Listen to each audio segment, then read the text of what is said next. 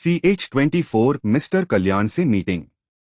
अश्वत्थ बोला, ये बात मुझे बतानी जरूरी नहीं समझी। आदित्य हैरान रह गया और बोला, हे भगवान, भाई ऐसा क्या बोल दिया? आप मुझे पीटने वाले तो नहीं हो?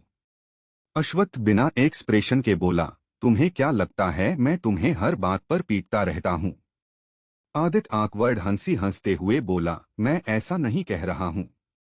अश्वत्थ बोला, जाकर मिस्टर कल्याण को रिस्पेक्टफुली लेकर आओ, मुझे उनसे बात करनी है। सब लोग हैरान रह गए। आदित्य अपना सिर खुजाते हुए बोला, पर क्यों? बाकी सबको समझ आ गया था कि अश्वत्थ क्यों मिस्टर कल्याण से मिलना चाहता है, पर आदित्य तो बुद्धू था, उसे समझ नहीं आ रहा था। अश्वत्थ बोला, जितना कहा है उतना करो, अपना दिमाग मत लगाओ। आदित्य जल्दी से उठ खड़ा हुआ और भागते हुए मिस्टर कल्याण के पास गया और उनके पास आके अचानक से रुका। उसे देखकर मिस्टर कल्याण भी डर गए। उन्होंने अपने सीने पर हाथ रखा और एक गहरी सांस ली। आदित्य उनको ग्रीट करते हुए बोला, आई एम रियली सॉरी, और ऑकवर्ड तरीके से मुस्कुराते हुए बोला, मैं आपको जरूर पागल खाने से भागा हुआ पागल लगता हूं ना? मिस्टर कल्याण उसे अजीब नजरों से घूरने लगे और मन में बोले, ये इतना फनी क्यों है? हमेशा लोगों को हंसाता फिरता रहता है। मिस्टर कल्याण बोले, नहीं, मुझे तुम पागल नहीं लगते, तुम काफी फनी हो। आदित्य हंसने लगा। ओरियन बोला, ये मिस्टर कल्याण को बुलाने गया है कि हंसी मजाक करने गया है? ये किस बात पर हंस रहा है? ओजस बोला, वो बिना बात के भी हंसते ही रहते हैं, टॉपिक ना हो तो भी। ओहस बोला, अब रहने भी दो, ले आएगा। आदित्य बोला, जैसा कि मैंने आपको प्रॉमिस किया था, मैंने अपने भाई को मना लिया है। और थोड़ा अपनी तारीफ सुनने के लिए बोला, आपको तो पता ही है, मेरे भाई किसी से भी नहीं मिलते। आपको पता है मैंने उन्हें मनाने के लिए क्या क्या नहीं किया, तब जाकर वो माने हैं। मिस्टर कल्याण बहुत एक्सपीरियंस्ड थे। उन्होंने आदित्य के सफेद झूठ को पकड़ लिया। उन्हें मन ही मन बहुत हंसी आ रही थी। वो बोले, क्या क्या किया तुमने? आदित्य बोला, आप जानकर क्या करेंगे? आपको अपनी वाइफ की पेंटिंग बनवानी है ना? बनवानी है ना? मिस्टर कल्याण ने हामी भरी। आदित्य बोला, फिर चलिए। आदित्य उन्हें लेकर आया तो ओहस अपनी सीट से उठ गया और उन्हें बैठने के लिए कहा। मिस्टर कल्याण ने अश्वत्थ को ग्रीट किया। अश्वत्थ और बाकी सब ने भी उन्हें ग्रीट किया।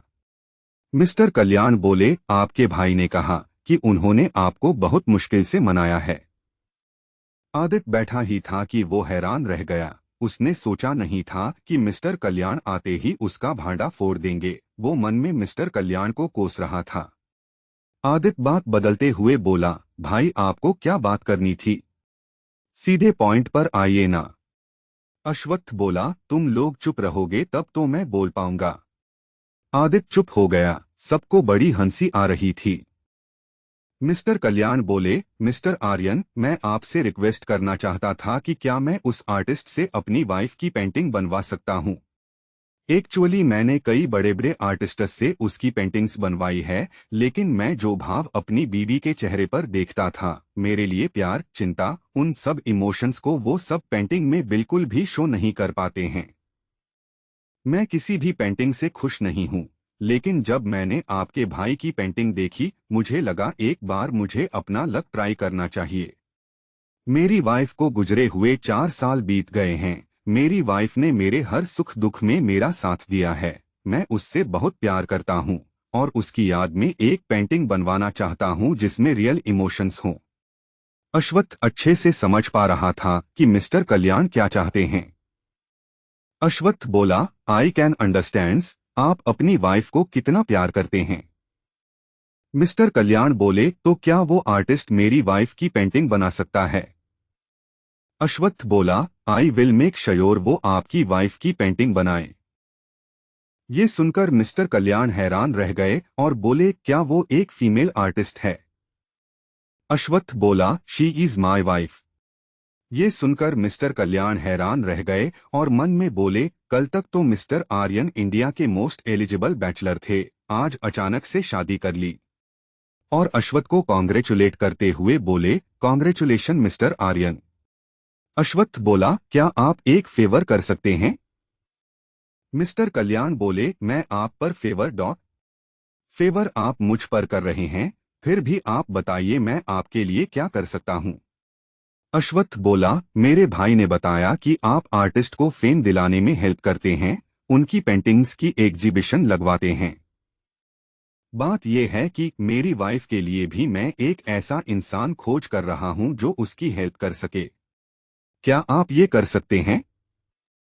मिस्टर कल्याण खुश होते हुए बोले, ये तो मेरी खुशनसीबी होगी आपके लिए कुछ करना।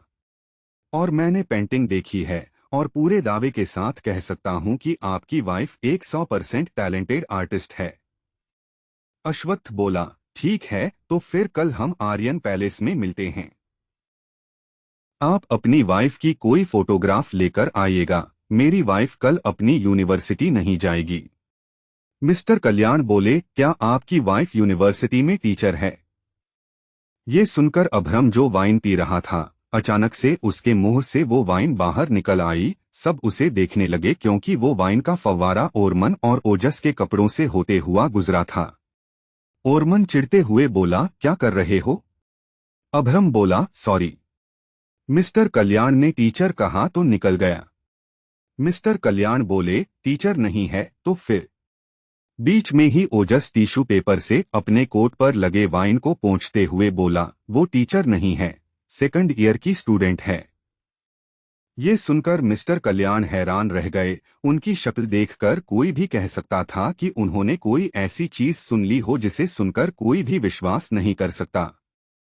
वो हैरान होते हुए बोले, स्टूडेंट वो भी सेकंड ईयर, मतलब क्या वो अभी अभी 21 से 22 की हैं? आदित्य अपने मुंह में एक स्वीट भरते हुए बोला, नहीं मिस्टर कल्याण वो 23 की हैं। आदित्य बहुत मासूमियत के साथ बोला था। मिस्टर कल्याण नॉर्मल हुए और बोले, सॉरी मैं तो भूल ही गया था कि प्यार तो किसी भी एज में किसी के साथ भी हो सकती है। वो आपसे शायद 10 से 11 साल छोटी होगी। अश्वत्थ कुछ नहीं बोला। मिस्टर कल्याण मन में ही बोले, आखिर वो कौन है जिसने इस शहर के सबसे पावरफुल, अमीर और मोस्ट डेंजरस आदमी का दिल जीत लिया? वो सच में बहुत स्पेशल होगी, क्या पता वो स्वर्ग से आई हुई कोई एंजेल हो। और आदित्य ने जैसे कहा था कि 23 साल, वो मन में ही अश्वत्थ को देखकर उसकी वाइफ की इमेज बनाने लगे कि उसकी वाइफ कैसी होगी। अश्वत्थ बोला, आपसे एक रिक्वेस्ट है कि आप ये बात किसी को नहीं बताएंगे कि मेरी शादी हो गई है। आपको तो पता ही होगा कि मेरी इस वक्त पोजीशन क्या है। मिस्टर कल्याण समझते हुए बोले, मैं समझ सकता हूं। Don't worry and thank you so much. फिर वो चले गए। ओहस जल्दी से अपनी सीट पर बैठ गया और वो भी आदित्य की तरह खाना अपने मुंह में ठूंसने लगा। अश्वत्थ ये सोचकर दिल ही दिल में बहुत खुश हो रहा था कि उसने अपनी छोटी सी वाइफ के लिए एक मेंटोर खोज लिया है। वो अब पार्टी में रुकना नहीं चाहता था। वो जल्दी से घर जाकर तिया को अपनी बाहों में भरकर बताना चाहता था कि वो उसका हर सपना पूरा करेगा, चाहे वो कोई भी सपना हो। सब लोग खाना खा रहे थे जबकि अश्वत्थ मन में यही सब सोच रहा था। अश्वत्थ को उसके डैड दूर से ही बड़े गौर से देख रहे थे। उन्हें आज अश्वत्थ काफी बदला हुआ दिखाई दे रहा था। आज उसके चेहरे पर जो चमक थी पहले से काफी अलग थी और बार बार अश्वत्थ के होठों के किनारों पर स्माइल आ रही थी, पर अश्वत्थ के फेस पर कोई एक्सप्रेशन नहीं था। ये बात जाहिर थी कि अश्वत्थ के दिमाग में कुछ चल रहा है। क्या चल रहा है ये पता लगा पाना नामुमकिन था, क्योंकि वो हमेशा एक्सप्रेशनलेस रहता था और उसकी गहरी काली आंखें तो ना जाने कितने राज छुपाए सब देखती रहती थी। उसे देखकर तो कोई भी उनकी गहराइयों में फंस सकता था। रयान ने जब अपने डैड को अश्वत्थ को देखते हुए पाया तो वो बोला, डैड। मिस्टर आर्यन बोले, आज अश्वत्थ काफी बदलाव लग रहा है। ऐसा लग रहा है जैसे वो अब बदल रहा है। मैंने कभी भी उसे मुस्कुराते हुए नहीं देखा है। जितनी बार भी उसे देखा है वो हमेशा सीरियस रहता है, लेकिन आज वो खुलकर हंस रहा है। उसकी हंसी बनावटी नहीं है। रयान ने भी अश्वत्थ को देखा। अश्वत्थ एक परफेक्ट पोस्चर में चेयर पर बैठा था और सोच में खोया हुआ था। बार बार उसके होठों के किनारों पर स्माइल आ जा रही थी। रयान ये बात झुठला नहीं सकता था कि अश्वत्थ किसी तराशे हुए हीरे की तरह था, एकदम परफेक्ट, सर से पांव तक वो एकदम परफेक्ट था। उसकी स्लिम बॉडी काफी अट्रैक्टिव थी। इनफैक्ट अश्वत्थ के पास तो खूबसूरत मर्दों की एक फौज थी। कोई भी झुठला नहीं सकता था कि वो लोग किसी ग्रीक गॉड से कम नहीं दिखते थे। आदित्य अपने भाई को देखकर बोला, भाई क्या सोच रहे हो? खाना खा लो, क्योंकि भाभी खाना खाकर सो गई होंगी। अगर आप सोच रहे हो कि वो आपको आधी रात को खाना बनाकर खिलाएंगी तो ये गलत है। आपको ऐसा ख्याल छोड़ देना चाहिए। आखिर आप एक स्टूडेंट के साथ ऐसा नहीं कर सकते। अश्वत्थ ने उसे घूर कर देखा और बोला, चुपचाप खाना खाओ, वरना तुम्हारा खाना पीना बंद करवा दूंगा। आदित्य ने अजीब सा मुंह बनाया। वो काफी फनी लग रहा था। ये देखकर रयान खुद को मुस्कुराने से रोक नहीं पाया। हालांकि वो लोग काफी दूर बैठे हुए थे और वो लोग क्या बातें कर रहे थे ये वो नहीं सुन पा रहा था। लेकिन आदित्य, जो काफी हंसमुख इंसान था, उसके फेस का एक्सप्रेशन देखकर तो कोई भी खिलखिलाकर हंस सकता था। रयान को कभी कभी बहुत बुरा लगता था कि वो लोग उन्हें क्यों अपनाना नहीं चाहते। वो भी उनके साथ हैप्पी फैमिली की तरह रहना चाहता था, पर उसे पता था कि उनकी फैमिली में उनके लिए कोई जगह नहीं है। रयान बोला, आदित्य बहुत फनी है। मिस्टर आर्यन ने एक आह भरी। वो कुछ नहीं बोले। तभी हंसी मजाक करते हुए ग्रुप में एक आतंकवादी अपनी प्लेट लेकर घुस आई। वो कोई और नहीं, चार्वी थी। उसे देखकर सबको बहुत गुस्सा आने लगा। चार्वी बोली, क्या मैं भी डिनर कर सकती हूँ? इस बार आदित्य खुद को रोक नहीं पाया और बोला, एक काम करो, हम सब लोगों का खाना खा जाओ। बैठो, वैसे भी हम लोग अभी जाने वाले हैं। उसका जवाब सुनकर चार्वी उसे गुस्से से घूरने लगी और बोली, मैं तुम्हारी होने वाली भाभी हूँ। तुम मुझे डिसरिस्पेक्ट कर रहे हो। आदित्य आंखें चढ़ाते हुए बोला, तुम मेरी होने वाली भाभी? My foot! तुमने क्या फ्यूचर देख लिया है कि तुम्हारी शादी मेरे भाई के साथ हो जाएगी? तुम्हें क्या लगता है, दादाजी को बेवकूफ बना लिया तो क्या हमें भी बना सकती हो और हम लोग भाई की शादी तुम्हारे साथ होने देंगे? नेवर। ये जो तुम हर किसी को बताती फिरती हो ना कि मेरा भाई बहुत जल्द तुमसे शादी करने वाले हैं, एक दिन तुम्हारी सोसाइटी में तुम्हारी इतनी बेइज्जती होगी कि किसी को मुंह दिखाने के लायक नहीं रहोगी। तुम्हें बड़ा शौक है ना डींगे हाँकने का कि मेरा भाई तुम्हें पसंद करता है, तुमसे शादी करना चाहता है। तुम्हें क्या लगता है तुम जैसी लड़की के लिए आर्यन खानदान अपने खानदान की इज्जत कम करना चाहेगा? ये नजारा देखकर अभ्रम भी बोला, देखिए मिस सहाय, क्या आपको समझ नहीं आता, अश्वत्थ तुम्हें रत्ती भर भी पसंद नहीं करता। 0.00% भी नहीं, फिर क्यों हाथ धोकर पीछे पड़ी हो?